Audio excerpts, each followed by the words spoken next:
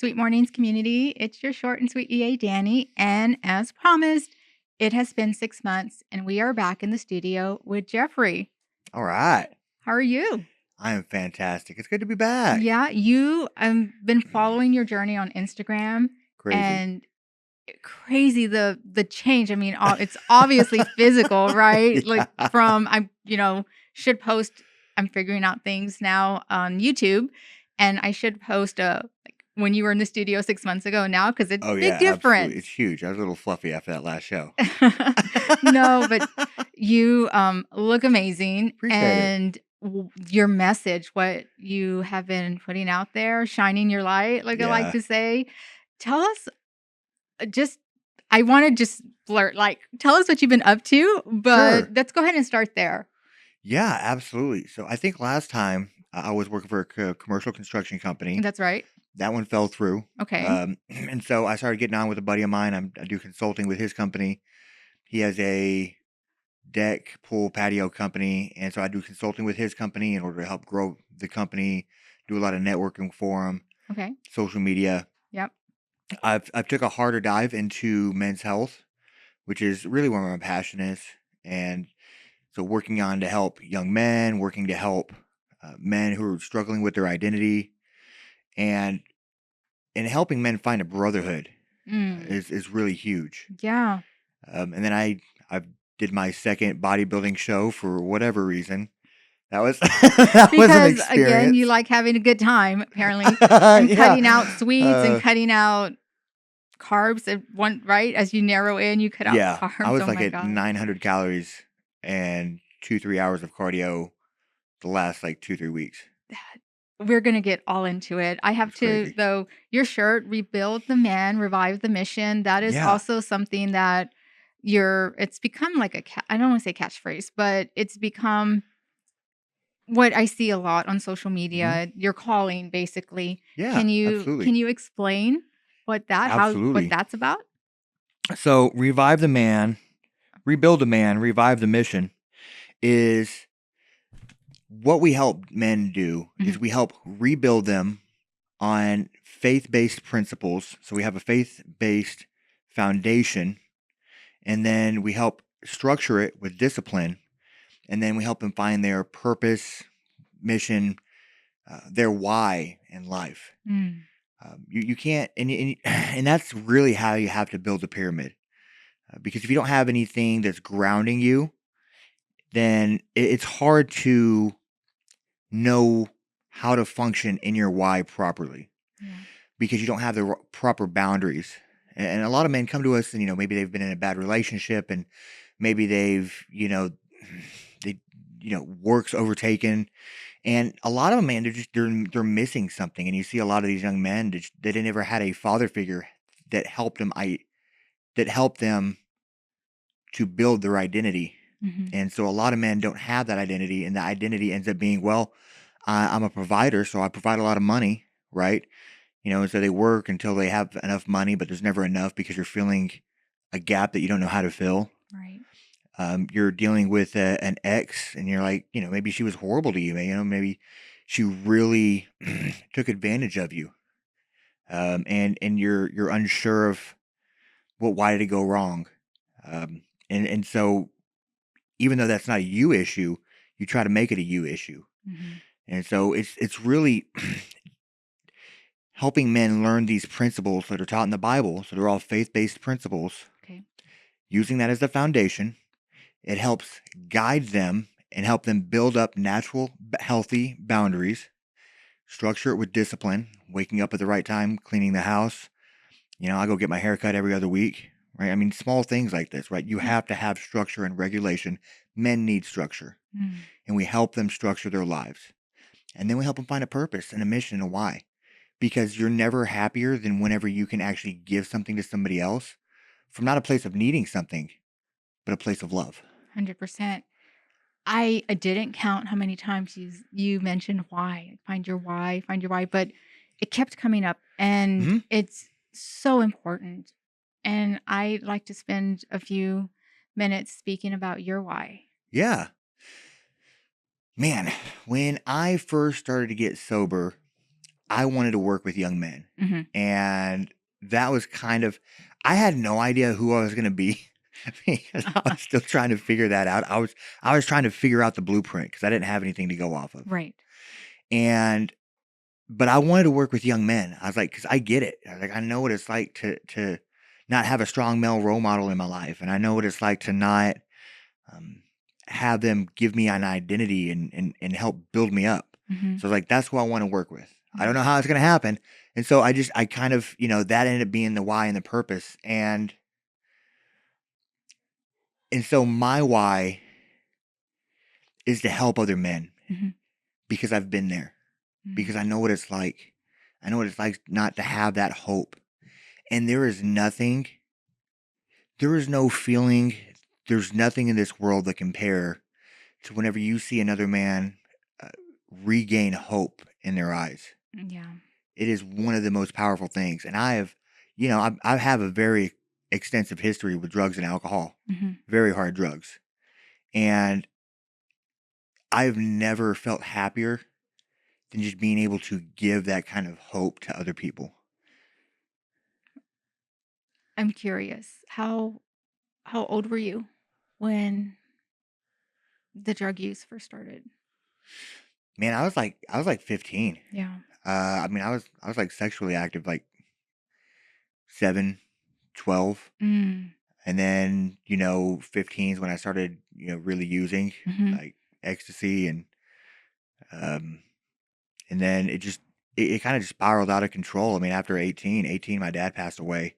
A couple months before my 18th birthday, my dad passed away and I gave up. And I didn't expect, I really tried not to make it past 21. Mm. I tried real hard. And so, um, after a few overdoses, Yeah. it just, it continued. I mean, because I made it past 21. I was like, I didn't have any plans. Mhm. So it was just a bunch of dead end jobs, unsure, drinking, I mean, because that was my identity. That's who I was. Yeah. That Jeffrey, that you were able to overcome, and now you want to share that. It's geared towards men, which, I'm sitting here and listening, and I mean, in my circle, when I was dating, it was the opposite, right? Is as a woman, it's, oh, well, when a relationship fails, then it becomes,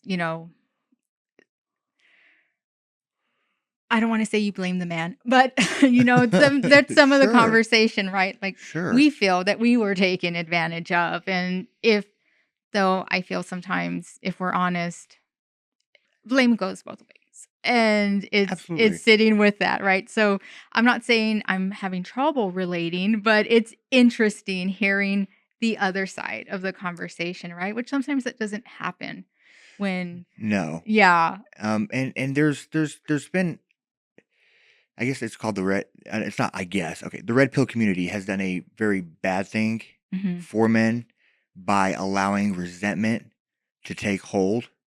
And so I was actually sitting in the sauna the other day, and it was getting ready for my show, and I mean, I was working out like 6 hours a day, and I was just dead at this point. And we were talking, and he was saying something along the lines of, "I bet you don't date much," And I was like, "No, not really, not right now. I don't really didn't care to."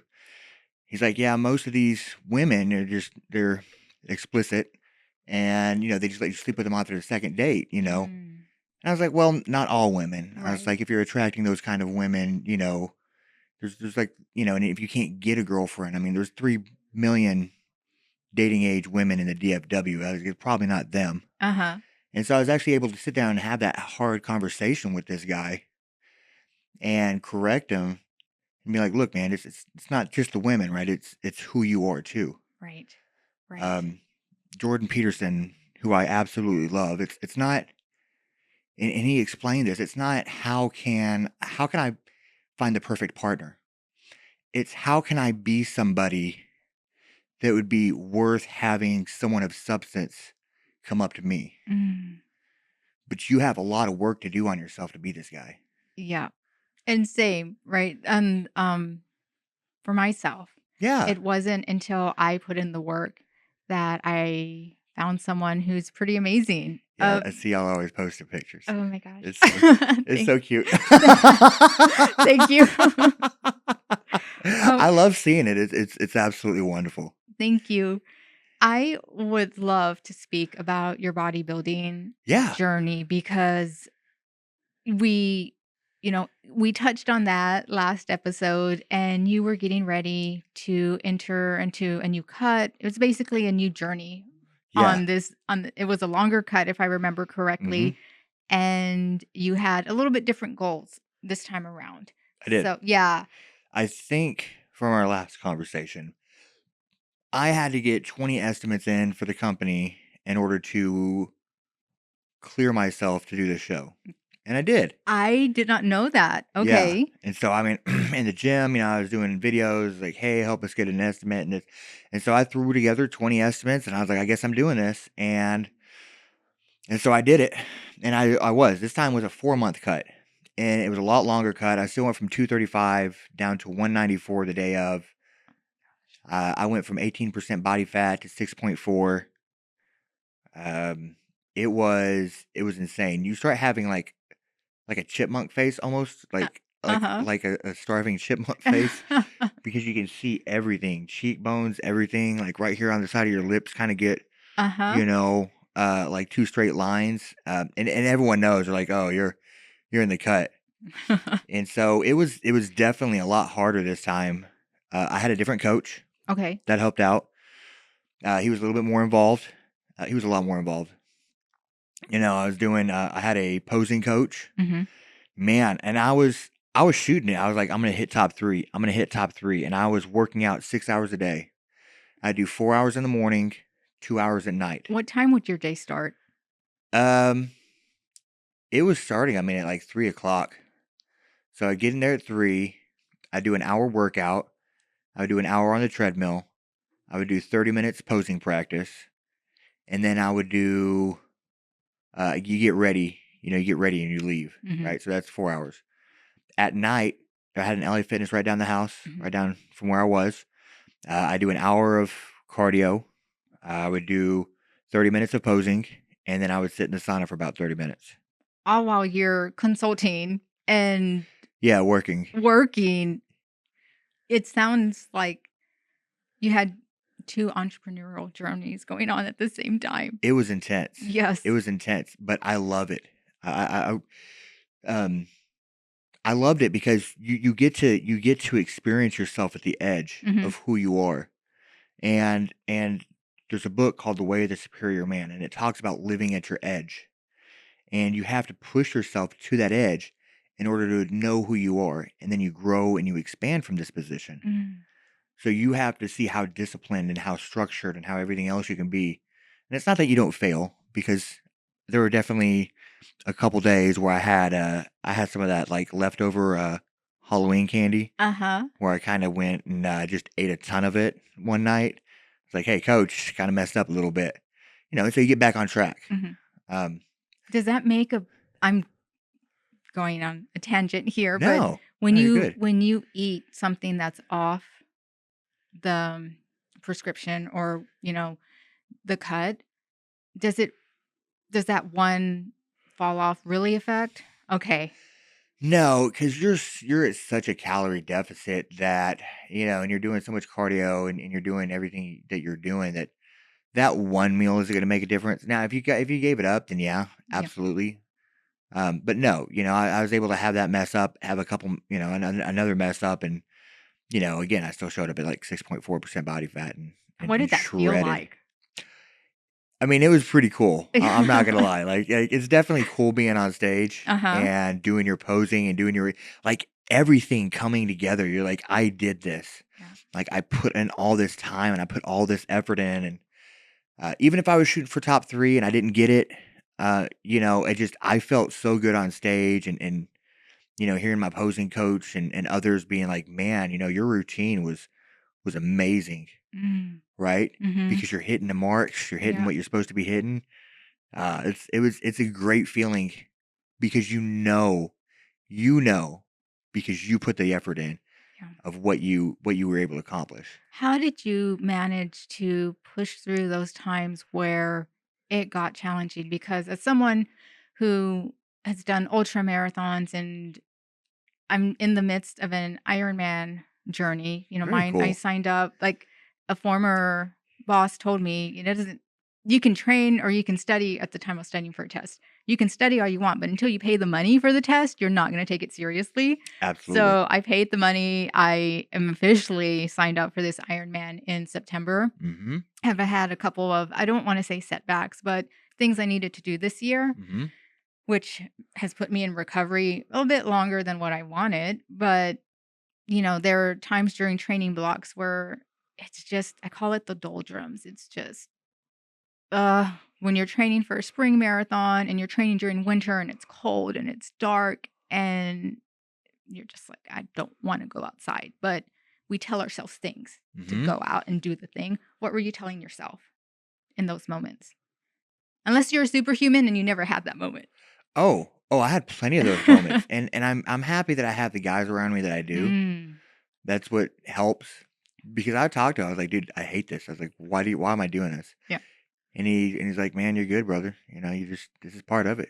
Push through, Mm, and that's just what you have to do sometimes. Like, you know, you gotta beat that drum, and whether it's ultra marathons, whether it's bodybuilding prep, whether it's, you know, a career or a job that you're learning to do, it's a lot of that boring, tedious, I don't want to do this stuff that you have to do.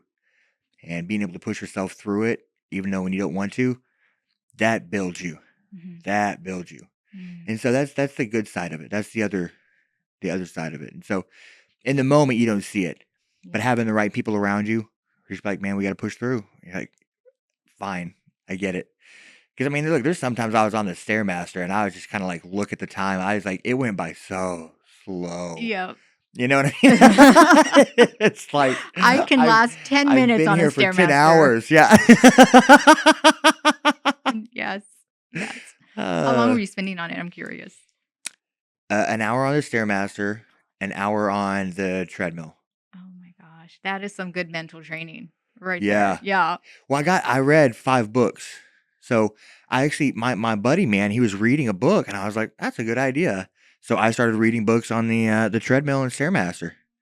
And so I went through 5 books. And so Okay. now I'm on my 6th book and I'm working on finishing that one. And man, it's been really eye-opening how much you can get done in a short period of time. 100%. And you go back to what studies have shown, like CEOs read a lot. So for Sweet Mornings, I don't have a business card. I actually give out a bookmark and encourage It's a people to good read. one. Yeah, And you should. so I have no doubt that here in the next couple years, maybe next year, you're going to come back and be like, I'm CEO now of this company. And it's just, we would not be surprised.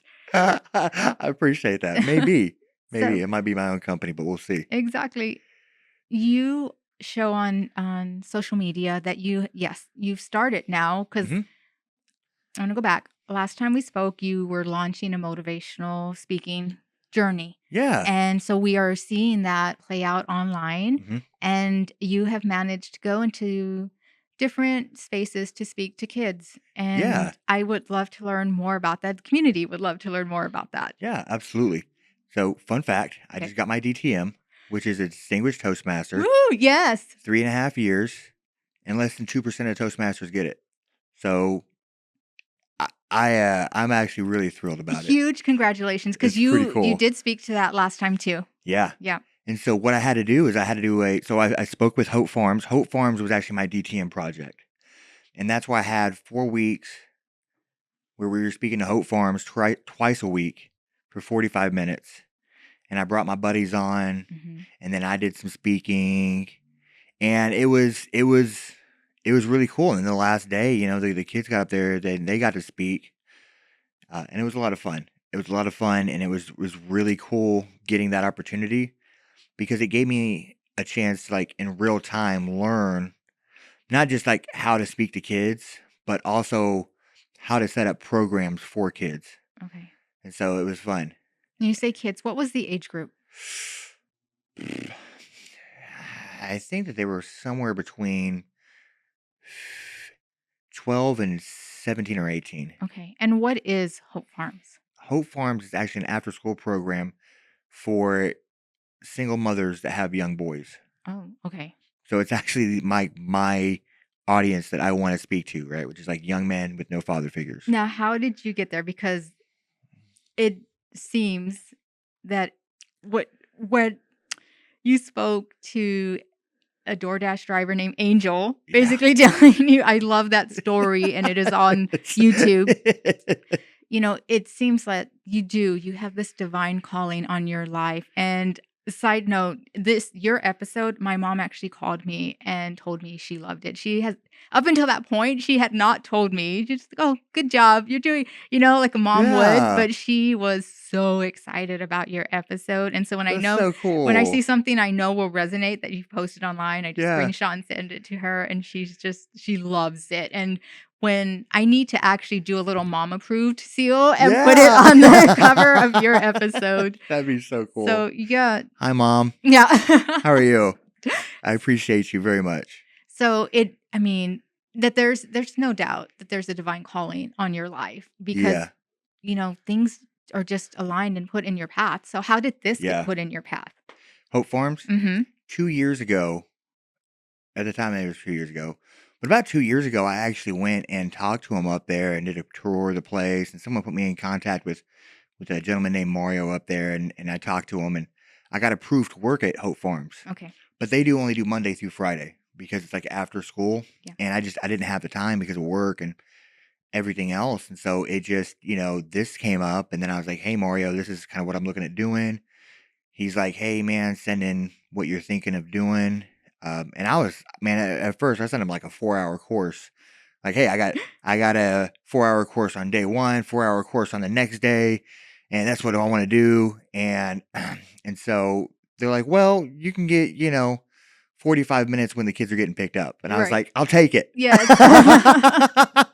And so that's kind of how I got in contact with him. I've known him for 2 years and it wasn't the right opportunity, and it ended up being the right opportunity. It was right after the company had went under, and so I just, I had a moment where I talked to God, and I was like, "Look, God, if you really want me to do this and jump in, I'm going to need some help with finances and everything." And so I've been giving a lot more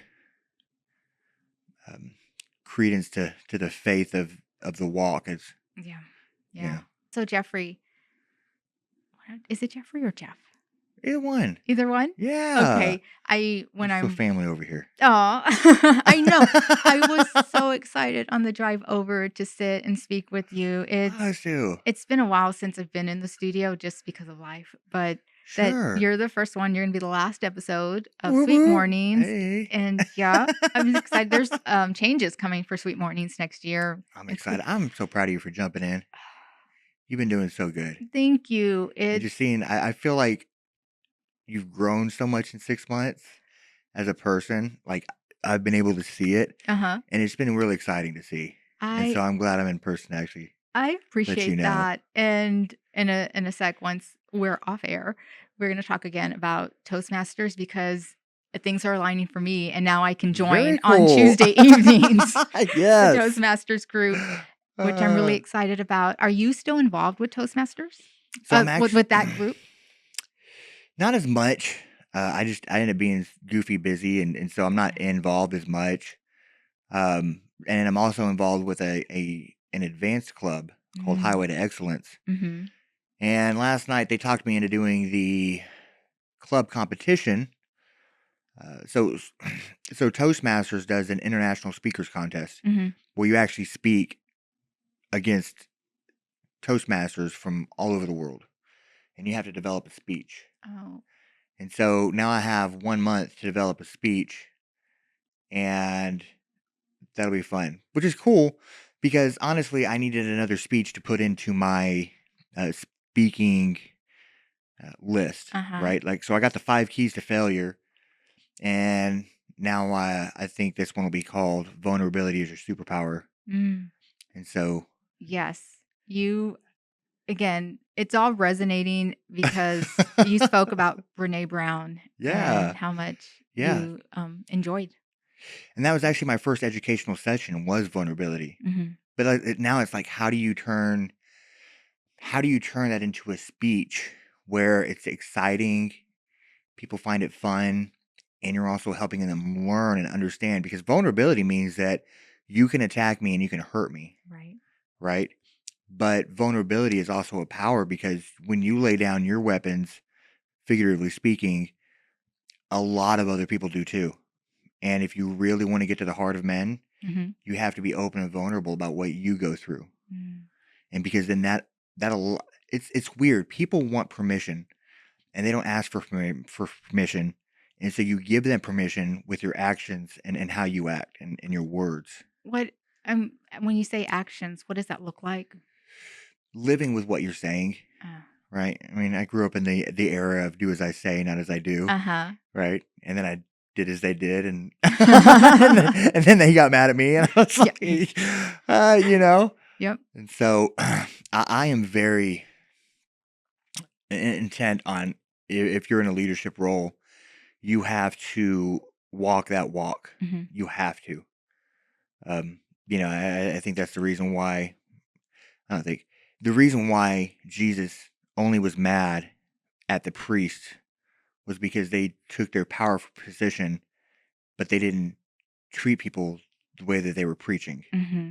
right? Mm. And so if you are a leader, you have to live the life that you talk about leading, Mm-hmm. because when you break that trust with the public and with other people, then you hurt people, Yeah. and maybe unintentionally, and maybe people shouldn't follow other people, but it's kind of how we're wired. Mm-hmm. And so you have to be very careful of your actions that you decide to do, because they have a ripple effect on other people. Do you think it's possible to when trust is broken? Do you think it's possible to regain it? There is everyone is worthy of redemption. Mm. I mean, that's Yeah. the whole biblical narrative, right? Yeah. But are you truly asking for redemption, or are you doing something in order to save face? And so you really you really have to do some soul searching on who are you, and what do you want to do at that point. Mm. And so, I mean, you really have to take a look in the mirror and redefine who you are again. Are these lessons and topics that come up when you are speaking in your group? They are, and you really have to, when you're talking with people, what you have to do is you have to get them to answer their own questions, Interesting. because know how it doesn't matter how much advice that you have, Uh-huh. most people aren't going to take it. But if it's their idea, they're much more likely to take it, to listen to it. Yeah. That is, I feel, a soft skill to be able to get someone to not navigate, commandeer the conversation Hmm. to where they're coming up with it on their own, Right. even though you know the answer and you know the advice. That I feel is a soft skill. How have enlightened us? How have you managed to do that? Well, I mean, I struggle with it, Uh-huh. and I'm still learning how to do it. But I did a men's conference last Friday, and there were some, I mean, just powerful people there. Um, people who are international speakers, Mhm. international authors, international, they do spoken word, and just these, you know, speakers in the men's space who I was unaware of. And I got invited on, and I was super excited, Yeah. right? Because he saw some of the stuff I was doing on LinkedIn. We talked, and he brought me on, and it was really cool. But the person who was leading it, um, because I was a facilitator, and so before it, she's like, "Look, don't give advice unless you feel led to give advice, Mm. but just talk to them, right?" And Mhm. and so I really practiced it, and you really see people working through it, Yeah. right? And then, I talked to a buddy of mine the other night for about 2 hours, and I did the same thing, you know. I love that you mentioned that what you were putting out on LinkedIn. is what people noticed and how you got Yeah. your invitation to the stage, because there is so much out there. Hmm. And when people, I read recently or I heard recently, you know, we are in the worst job market since 2020. Yeah. So if someone's applying for a job to get past now AI readers, right? Because it's not a person looking at your resume anymore, it's Yeah. going through screening software. It's now so much based on your relationships, Hmm. not on your resume. Absolutely. And I feel that includes what you're putting on LinkedIn. Hmm. Yeah. Yeah. Absolutely. You have to be my a friend of mine who is a home builder has a business partner, and the business partner was putting some inflammatory political stuff online. Hmm. And he's like, "Look, man, we're gonna be business partners. You can't do that." Yeah. So you have to be careful what you put out, whether it's good, bad, um, because you're right that those build or destroy bridges. Yeah. Yeah, yeah, because people want people authenticity, and I'm telling you this is authenticity is the currency of the future Mm. because AI with the videos, with the voiceovers, with the perfectly manicured caption, Yeah. all of it, people want to see who you are. Yeah. They want that authenticity. And in being able to express that authenticity to other people, that's going to be what people gravitate towards. That's, thank you for speaking to that. That's, this year I learned to use AI, not to the extent it's pretty powerful, Yeah. but it's gotten so good too. Like some of the videos still I on Instagram, it Mm-hmm. pops up on my algorithm, people who tell you how you know it's not real, but it's getting more sophisticated. Oh And yeah. so some of the marketing, I don't want to say gurus, but influencers that I follow speak to exactly what you were just saying, that people are going to want to see the the gritty side to life, Mm-hmm. not just it's been manicured and polished for so long, and as you mentioned AI is just making that better. Mm-hmm. People want to see more realness. People want to see more authenticity. And so going forward, with Sweet Mornings, I did use AI to help me with the newsletter and to help me with captions. But there is one newsletter that actually had a really good open rate. And that was one that I wrote myself.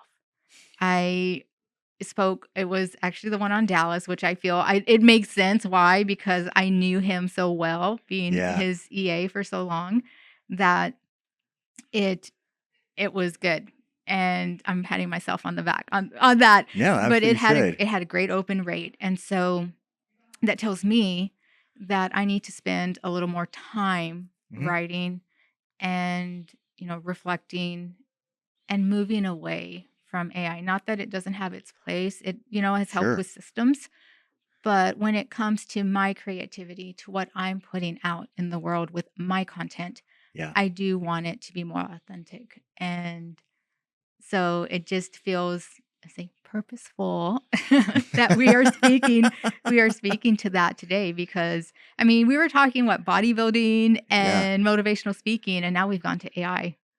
Yeah. Well, it's all intertwined. Right. Absolutely. Yeah. So let's see. In these 6 months, you become a DTM, Distinguished Yeah. Toastmaster. You Yeah. had the bodybuilding journey. You Mm-hmm. had your show. Yep. I'm not sure it was explicitly stated, but you did not place in the top three. No, No. I did not. Okay. There were 800 people there. Okay. I did not place in the top three. Now I held center stage on call outs on 35 plus Uh-huh. masters 35 plus, but on the other ones I just didn't have the upper body size.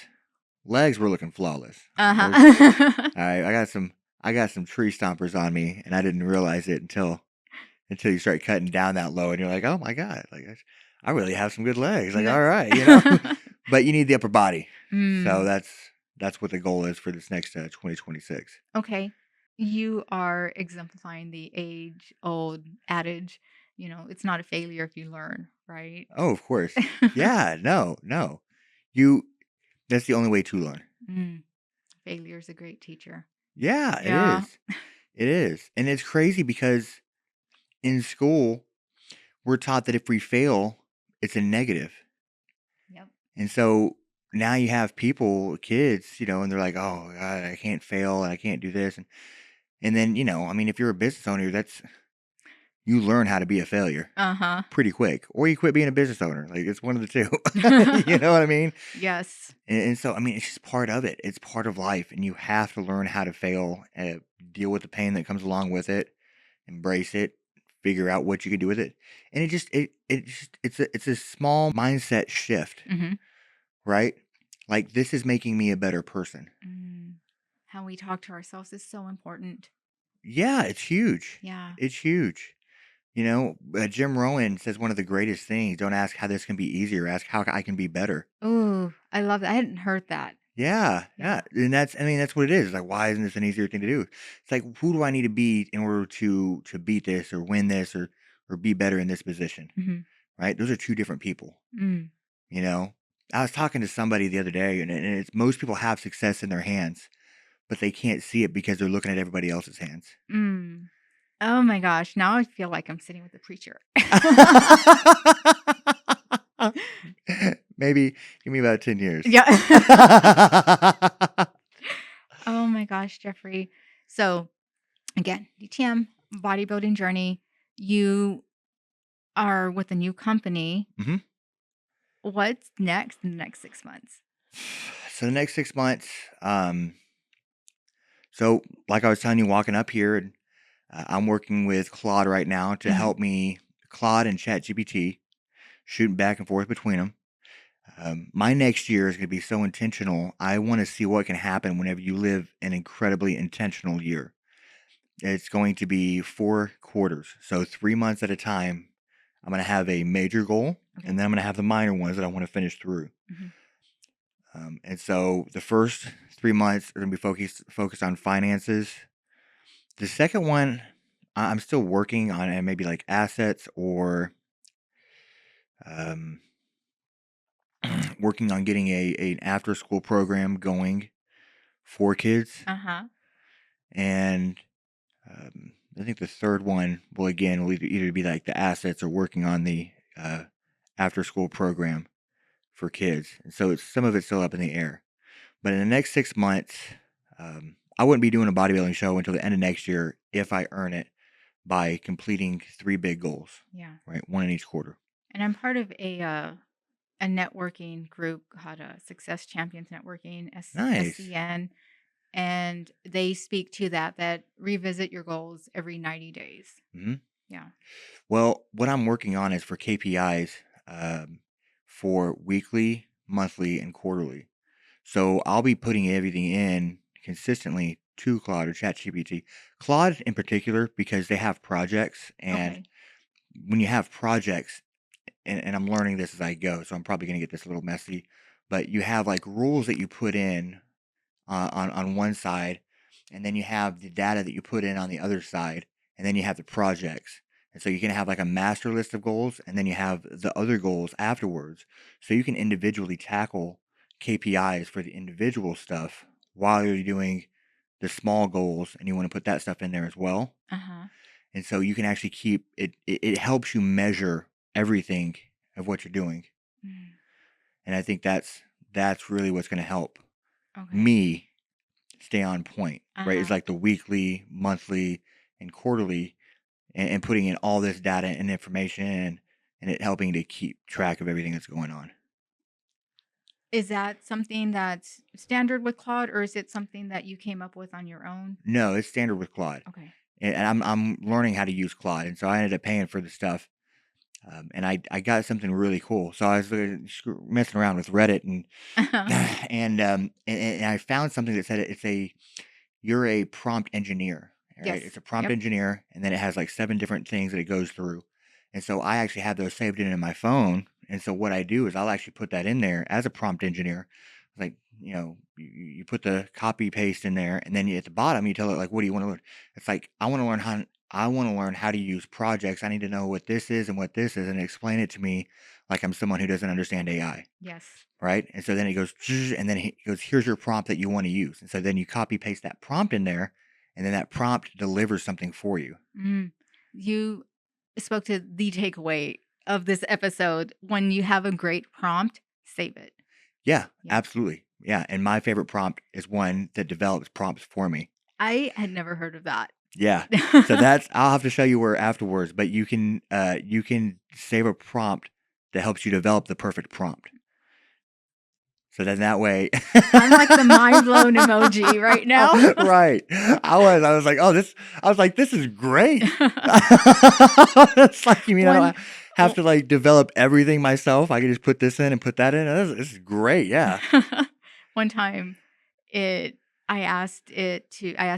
haven't worked with Claude yet. So it is one that people tell me I need to work with. I feel right now ChatGPT is still the big one, right? That everyone It knows is. and uses with AI. You know, it's like your buddy. Right. Yes. I mean, somebody doesn't agree with me all the time. Right. It's just so positive. Right. And one time I asked it to do a deck for me, and it gave me the code. And I'm like, I don't know what to do with this. I am not as smart as tech savvy as you think I am. So I love that. A prompt, and that gave you a prompt. I'm speechless right now. I'll show you as soon as we get off air. Thank you. It's so cool. So tell us, before we let you go, what have you been reading? So I've been reading The Science of Scaling, Okay. Rich Dad, Poor Dad. Classic. Super classic. Oh Yeah. my goodness. Issues in school and in business and in the 1970s that we still have. Yep. Still have the same issues. And it's just it's not surprising. That's another tangent. I read a book actually I got from DREM, DREM, which is Dallas Real Estate Ministries. Yes. Okay. So I actually had a book from them about prayer. So I read that one. That one was really good. And actually, for the last 40 days of my my prep, I did no pre-workout, no caffeine, no sauce. Just running on vibes. Oh Yeah, my gosh. yeah. Well, because it talked about Jesus doing the 40 days and 40 nights. So I was like, let me see if I can add this in here and do this too. I was a glutton for punishment. I think it speaks to just you like to push yourself to the edge and see what you can do. Let me see if I break. It's exciting. And then what I'm on right now is Start With Why. Oh, And that's a Simon really Sinek? good one. Yeah. Yeah.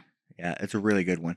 And it helps that I'm doing it, but he breaks it down over and over. At least I'm like halfway through the book right now. But he breaks it down over and over and over and over again in different situations and scenarios. Mm-hmm.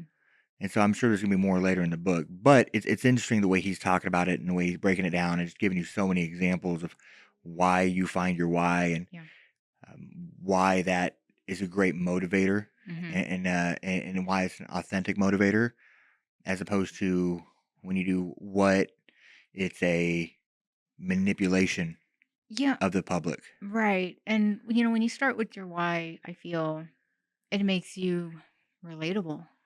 Yeah. And so the science of scaling and a lot of the other books that I've read are you get signal and noise, right? Mm-hmm. Signal and noise. And if you really want to be successful, you have to focus on the signal and not so much the noise. And that's what a lot of these books talk about. The signal is what's driving you towards your purpose, right? Which, if your why is this and that's what you want to do, right? How do you make that happen, right? You got to cut down the noise, right? Maybe the noise is, I'm going to do this in 10 years. It's like, well, what if you have 5? What if you have 3? Yeah. What if you have 2 years? What would you do? And you realize when you start cutting down the timeline, and because there's some principle or law of the time will fill in the time that you give it. Mm-hmm. And so you start cutting down or like, okay, I want to do this in 10 years because it sounds good, right? It's an even number. You're like, well, what if you did have it in 5 years? What if you had to do it in 3? What if you had to do it in 2? And you cut down the noise, focus directly on the signal, and you get a lot more creative because now you have a shorter time period to do this in. Yeah. And so no matter what you're doing in life, you got to cut the noise out. Whether it's other people's opinions, whether it's saying no to other amazing opportunities. Maybe that's a great opportunity. Maybe this would be an amazing thing to do, Mm-hmm. but you have to say no to it because it's not aligning with your purpose and your why. Mm. And you feel a lot. You'll end up hearing a lot of people who are very successful who say it's not just what you say yes to. It's how much can you say no. Because if you're focused on this one main thing and you want to do it, there's a lot of stuff you're going to have to deny That, because everyone's going to want you to be involved with what you're doing. yes, especially as you put yourself more out there Mm-hmm. and the opportunities do come. Yeah. I have had 2 great ones come my way this week. And my Heath, who Yeah. he's my business coach. He's also become, my friend. He's a great guy. He's so great, and I want to have him back next year. He got upset with me, and I gave him this. I was feeling so overwhelmed, and he's like, "What do you have going on?" I gave him like 12 things that I was involved in, and he's like, "As your friend, I'm telling you that's ridiculous." And he said something that still I go back to when I'm making that choice of, does this align when an opportunity comes? He said, "Don't let something distract you from the richness that you could be." Ooh, Yeah, it's that's like, good. I know, I didn't put that on a I bumper like sticker. that. And so now I had wanted to go back to this, but we've had just such a great conversation, and I want to talk to you about all the things. But, when you said something to the effect of like, I don't want to say cut the goofiness or something. I know goofiness was in there, but when I'm glad you came back to this again, it just feels like divine when you are making the decision when an opportunity comes and weighing, is this something that aligns? Is this something that's going to distract me from what I'm doing? I would love to end on just your thoughts on how you work through that.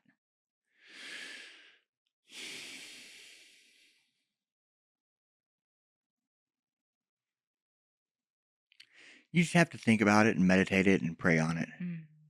I think that for me, that's the best way. Is just thinking about it, meditating, and praying on it. Yeah. My boundaries around that are not as well developed. Um, you know, I think it, and if it's something that I want to do, it's something that I have to earn, like the bodybuilding show. Hmm. I have to earn that because it takes a lot of time and effort and money. Yeah. So I need something, so I have to earn that one. And that's one thing. Now, if it's something that comes in and maybe it's a great opportunity, maybe it's working with another company, maybe it's, is it going to take time away from what I can do? Is it going to take time away from the mission I feel like I've been given? Yeah. And you really have to ask yourself, is it does it align with what I'm trying to do? Right. It goes back to what you mentioned, that It's why, alignment, yeah. knowing your why, knowing your purpose. Hmm. Yeah. I needed this conversation today. My This is cup so is so awesome. full. Thank you, as always, for making the drive out here and Yeah. speaking to the community. Well, thank you for having me. This is always awesome. I always love seeing you. You're nothing but like a ball of like energy and joy and happiness, and it's so great to see you. Thank you.